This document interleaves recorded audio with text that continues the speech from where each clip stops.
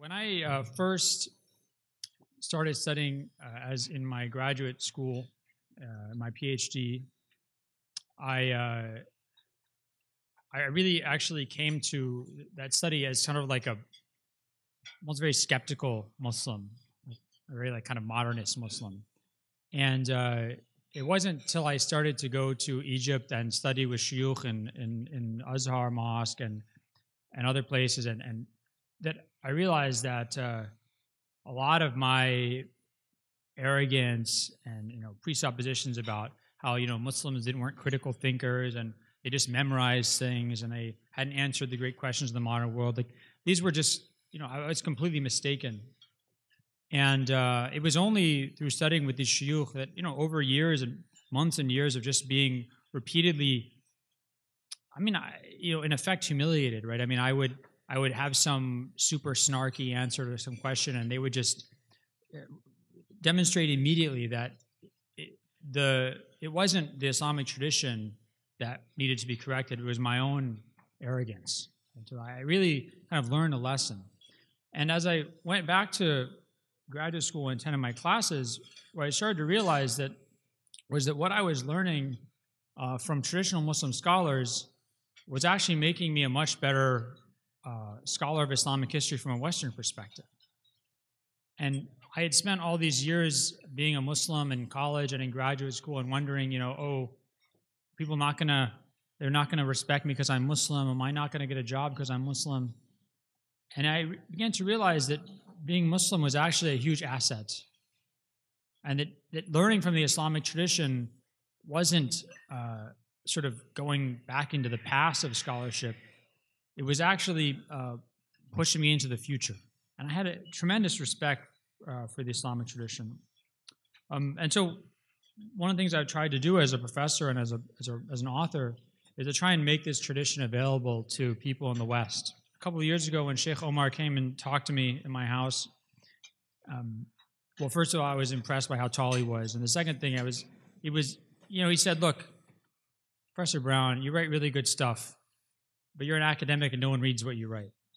I was like, okay, true. It's a bitter truth. But and he said, well, why don't you come and work with Yaqeen, because we have all these, super competent tech wizards and people who do search engine optimization, and we can actually figure out how to get this material out to the broader public.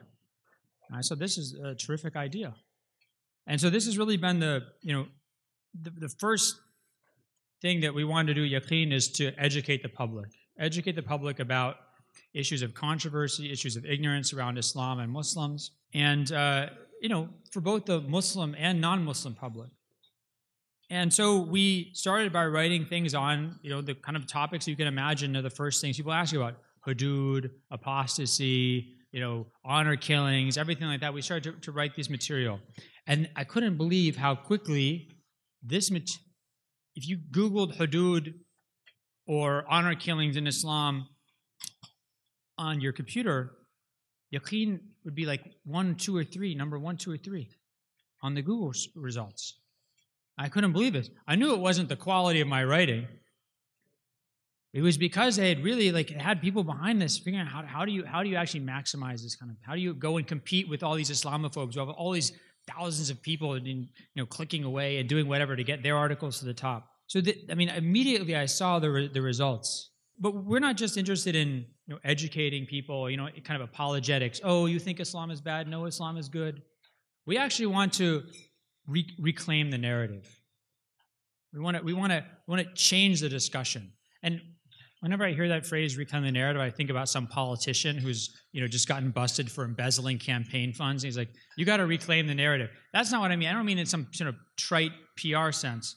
What I mean is to instead of just saying, okay, well, you heard about stoning in Islam or honor killing, well, let me explain this to you. We don't just explain this to people. We also change the narrative into something more constructive. If we're going to talk about hudud, let's talk about criminal justice. What are Islamic theories about criminal justice? How can that help us in the United States? If we talk about, let's say, blasphemy or insulting the Prophet Muhammad, let's not just say, what is Islam's position on this? Let's actually have a discussion about how you talk about free speech in a pluralistic society. So if you look at our articles, they don't just educate people about Islam. They use the Islamic tradition to push the discussion forward in a larger sense. And this is the third thing we try to do, is we want to actually contribute to the society.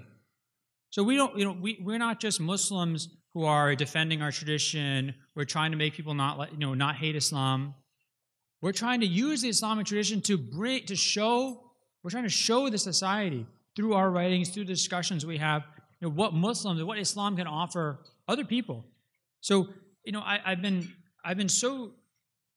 been surprised, very pleasantly surprised, by the places I've seen our material appearing.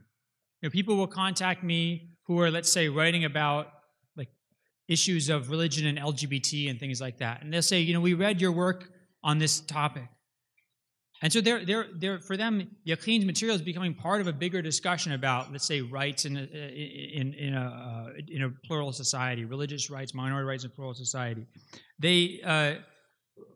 Professors, I've been contacted by several professors from like Northwestern University, Oxford University, saying, we use your material in our class. And I just got an email from another professor in University of Edinburgh saying, I'm doing an online course, a MOOC, massive online course, and we're using your articles on Sharia issues, and we want you to appear in these videos. So this is, it's kind of like what I never dreamed of happening is happening, which is that, instead of Muslims being afraid to be part of a discussion, Muslim contributions on these issues are actually being taken seriously as part of academic discussions. And the last thing I'll say was, I was so happy to see this. I was just, when someone writes a book, they submit it to the publisher, then the publisher sends it out to peer reviewers, anonymous scholars in the field who are experts who will look at it and say, should this be published or not? So I was peer reviewing this book on something to do with Sharia law, and there in the footnotes in the bibliography were 2 Yaqeen papers.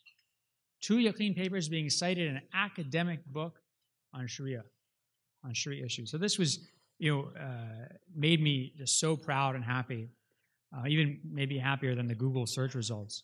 And so I'll just close by saying that,